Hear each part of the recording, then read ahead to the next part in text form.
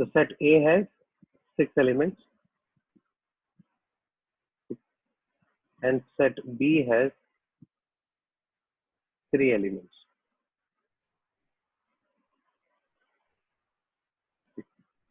A function is defined from set A to set B.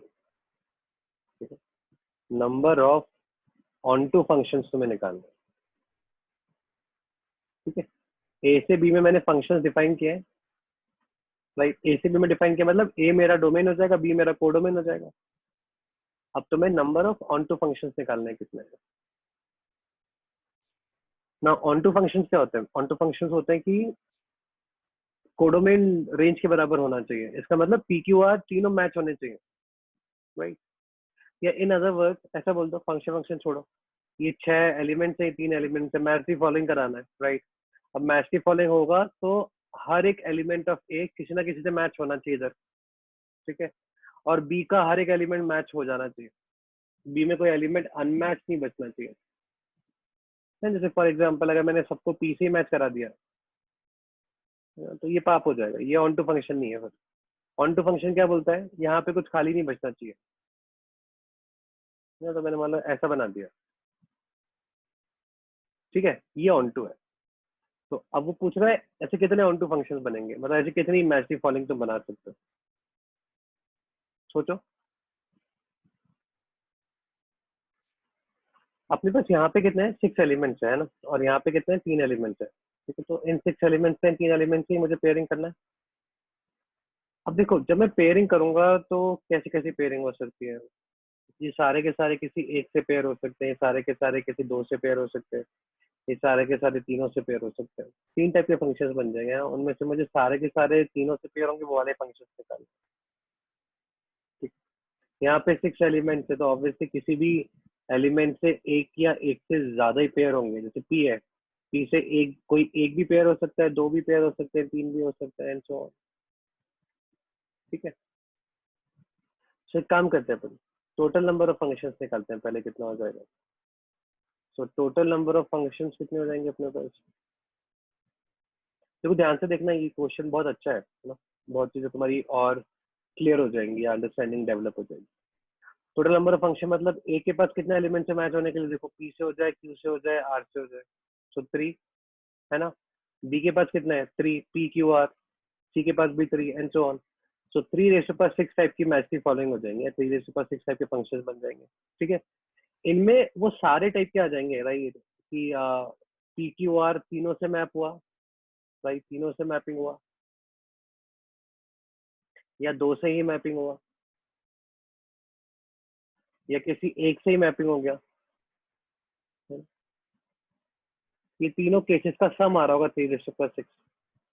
अपन को निकालना है तीनों से मैपिंग वाला, तो एक काम करते हैं 1 से मैपिंग निकालते हैं, right. Functions which are mapped to only 1 value, ठीक है। मतलब मैं किस तरह के फंक्शन की बात कर रहा हूँ, सारे के सारे 6 किसी एक से मैप हो गए, पी से। ऐसे कितने फंक्शंस बन जाएंगे, ये सारे के सारे 6 पी से मैप हो जाएंगे, ये सारे के सारे 6 क्यू से मैप हो जाएंगे, ये सारे के सारे आर से मैप हो जाएंगे। ऐसे 3 फंक्शन ही बना सकता हूँ ना बस, ठीक है। अब बना देता हूँ function which will map to 2 value, ठीक है। 2 मतलब एक कोई मेरा खाली रह जाएगा, राइट। तो मान लो पी क्यू से मैप हो गया या पी आर से, तो पहले मैं वो 2 एलिमेंट्स या एक एलिमेंट वो निकाल देता हूँ जिससे मैप नहीं हो पा रहा होगा, है ना। सो 3C1 हो गया। अब 2 एलिमेंट्स हो गए, इधर 6 हो गए, उनको मैप कराना है, सो 2⁻6,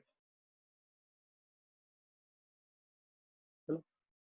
और मेरा आंसर क्या है, फंक्शन जो तीनों से मैप होंगे, तीनों वैल्यूज यूज कर रहे होंगे, उसको मैं एक्स बोल देता हूँ, ठीक है। So now I right 3⁻6 is equal to 3 plus 3 into 2⁻6 plus x. This implies x is equal to 3⁻6 minus 3 into 2⁻6 minus 3. देखो आया समझ में,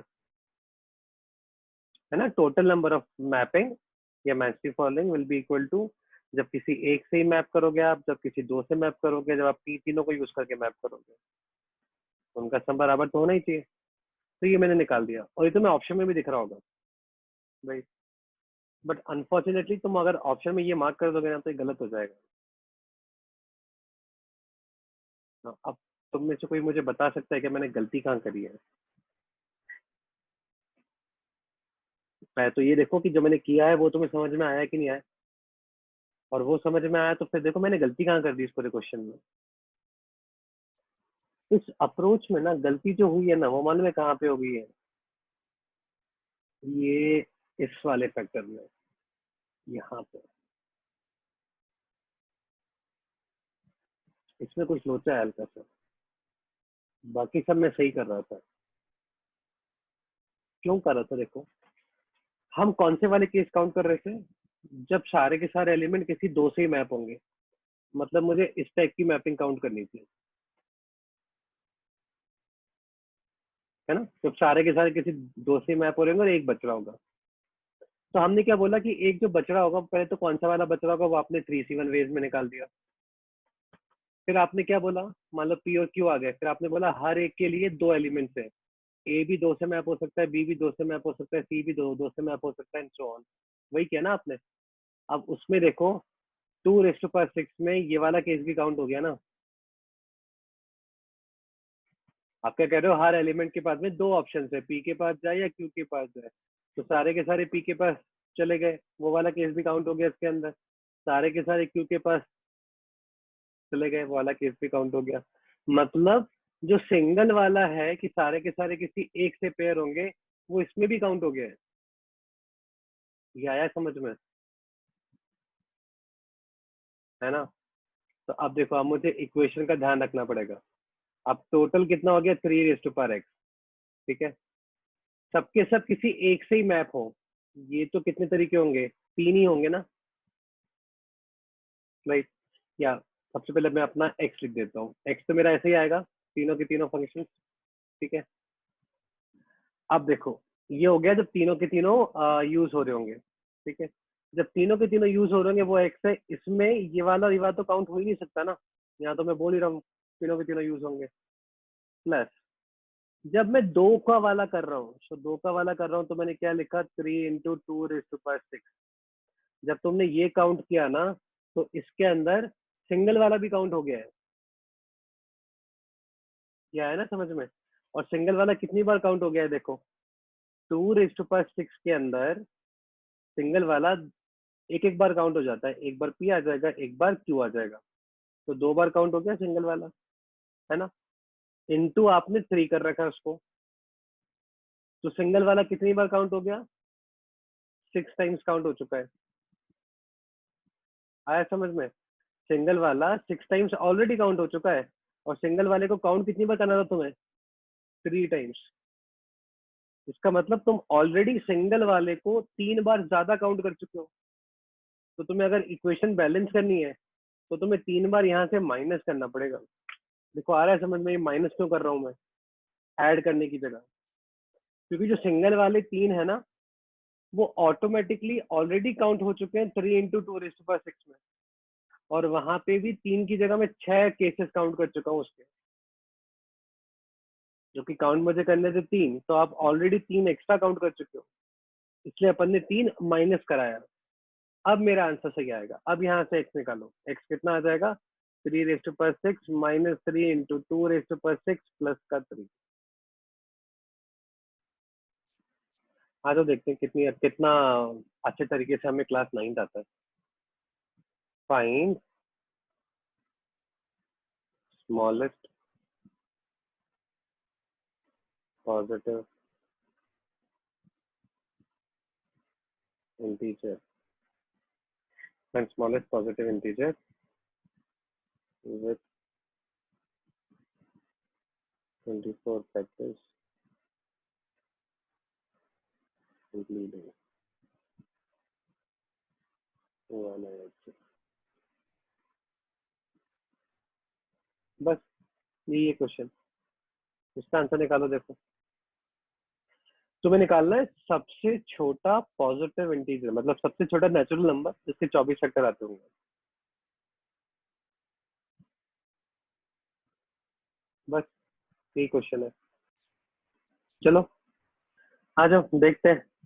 तो अपन को स्मॉलेस्ट पॉजिटिव इंटीजर बनाना है, राइट, जिसके 24 फैक्टर होंगे। तो जो भी मेरा नंबर होगा, नेचुरल नंबर है, ये कैसा होता होगा, 2 की पावर a कुछ होता होगा, 3 की पावर b होगा, 5 की पावर c होगा, 7 की पावर d होगा, ऐसा कुछ नंबर होगा ना। 5 फैक्टराइज तो होता ही होगा। 7 के बाद क्या आएगा, 11 एंड सो ऑन। मेरे को नहीं मालूम कितने फैक्टर्स होंगे।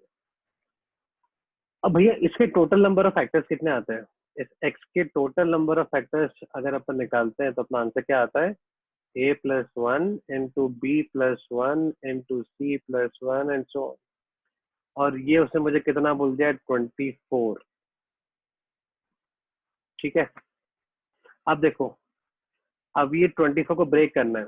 अब 24 को कितने पार्ट में ब्रेक कर सकता हूँ मैं? ऐसा भी हो सकता है कि 24 का 24 सिर्फ एक ही पावर, एक ही ब्रैकेट से आ रहा हो।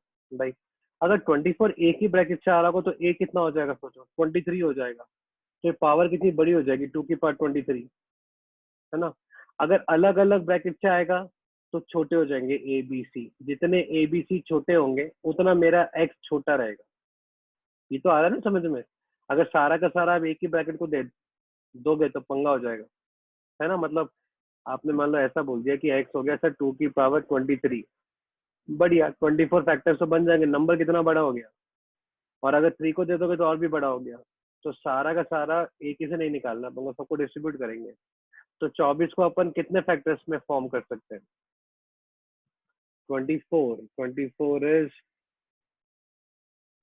24 कितना होता है, 8 इंटू 3, राइट। अगर दो में करूंगा तो फिर किसी एक नंबर की पावर 7 हो जाएगी, है ना। स्मॉलेस्ट रखना है तो फिर मैं 2 की पावर ही 7 रखूंगा, राइट। अगर मैं 8 इंटू 3 रखता हूँ तो स्मॉलेस्ट नंबर कितना बनाऊंगा, 2 की पावर 7 इंटू 3 की पावर 2। इसी के नंबर ऑफ फैक्टर्स आएंगे ना, 8 इंटू 3, राइट। ये तो दो में ब्रेक हो गया, ठीक है। दो में और करूंगा तो 4 इंटू 6 हो जाएगा, ठीक है। उसमें क्या करोगे, 2 की पावर 5 इंटू 3 की पावर 3, है ना, और छोटा हो गया ये, ठीक है। इसके अलावा तो और कुछ नहीं कर सकते। इसका मतलब जितना ये पास पास आएंगे उतना मेरे को और फायदा है ना। 3 में ब्रेक कर रहा हूँ तो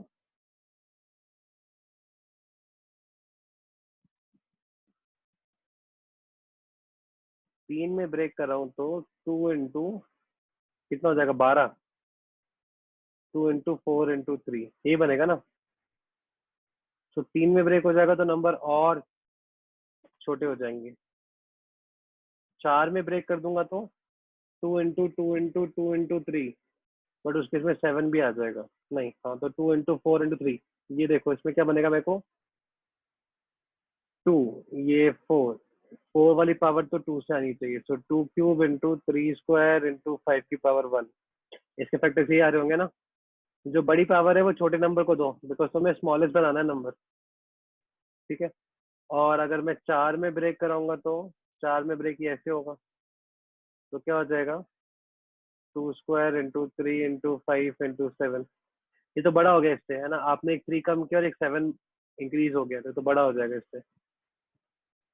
यही मेरा सबसे छोटा नंबर है, राइट।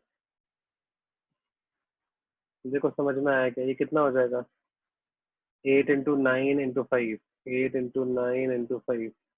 सो 8 का 2 इसको दे दो, ये हो जाएगा 10, 9 4 36, 360। सबसे स्मॉलेस्ट नंबर 360 होगा। इसके अलावा देखो ये नंबर्स के भी 24 फैक्टर्स बन रहे हैं, बड़े नंबर बड़े हो जाएंगे, राइट। 2 की पावर 7, 2 की पावर 5 आ रहा है यहाँ पे। इनमें से दो वाले तो मेरे को चलेंगे ही नहीं। 3 वाले में एक ही पॉसिबिलिटी है। 3 से और बड़ा कर दूंगा, 4 फैक्टर्स। 4 फैक्टर्स में बैंड बच जाएगा। 4 फैक्टर्स में बड़ा नंबर हो जा रहा है, बिकॉज इस नंबर में 3 कम हो रहा है, सॉरी, एक 2 भी कम हुआ तो 6 कम हो गया। हाँ, 6 कम हुआ और 7 आ गया, तो बड़ा हो गया ना फैक्टर मेरा इस नंबर से। तो अभी भी यही आंसर है। देखो समझ में आया कि सबको, कोई पीएनसी नहीं था, सिंपल लॉजिक लगाना था बस। सो कितने वेज में तुम 6 लेटर्स का सिलेक्शन कर सकते हो अगर मैं तुम्हें वर्ड दूं कर्नाटका?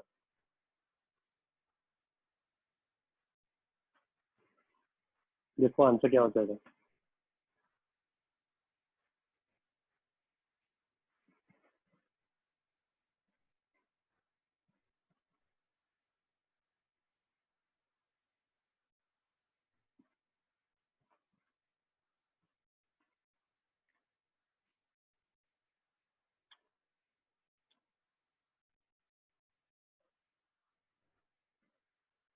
ओके। पता नहीं, मतलब देखो आवाज आई नहीं अच्छे से।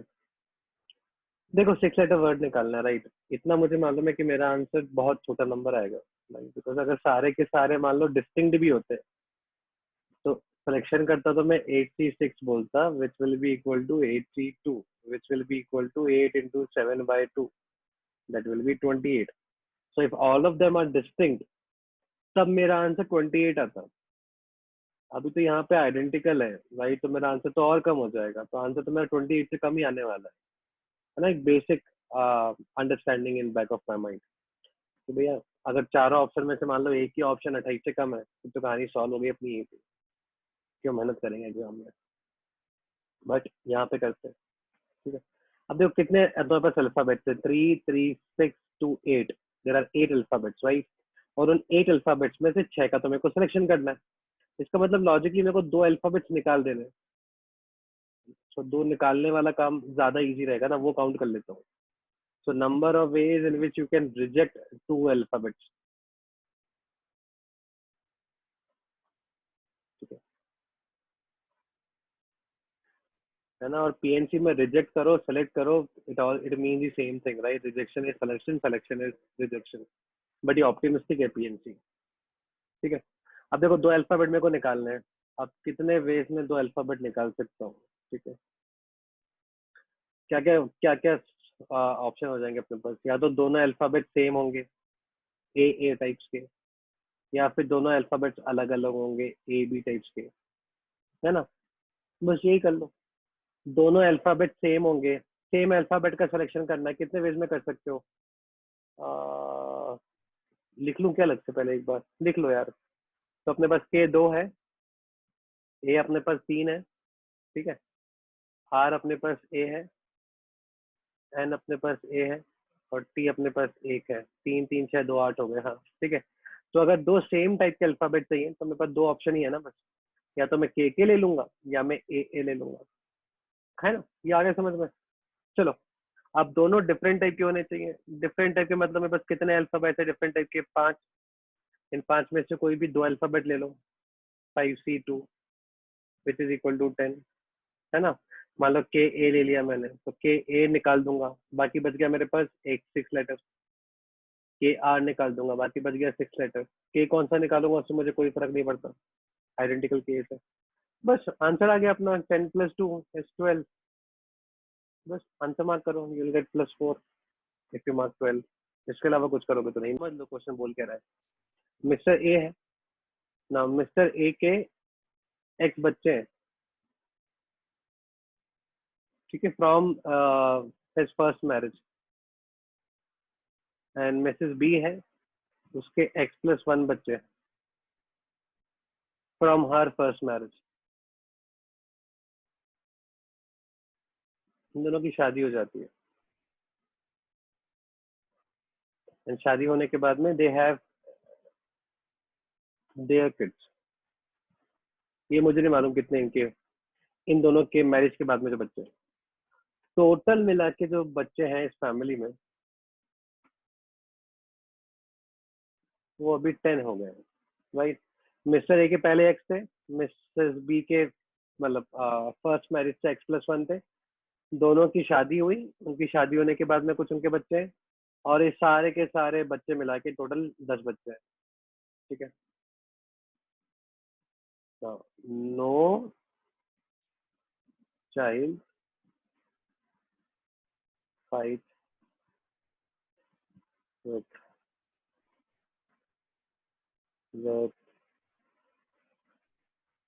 विथ हिज सिबलिंग, मतलब प्रॉपर सिबलिंग। वैसे तो सभी सिबलिंग हो गए आपस में अब तो, बट प्रॉपर सिबलिंग मतलब ये एक्स बच्चे जो मिस्टर ए के पहले वाले बच्चे हैं, ये आपस में फाइट नहीं करते। ये X+1 फाइट नहीं करेंगे, ये जितने हुए ये आपस में फाइट नहीं करेंगे। बस यहाँ पे एक बच्चा और यहाँ का एक बच्चा, ये आपस में भरपूर लड़ेंगे, राइट? तो find maximum number of fight possible. देखो क्वेश्चन समझ में आया ना? तुम्हें निकालना क्या है, इस फैमिली में मैक्सिमम कितनी फाइट पॉसिबल हो सकती है ना? मजेदार सा क्वेश्चन। पहले क्वेश्चन समझो, फिर आंसर निकालो।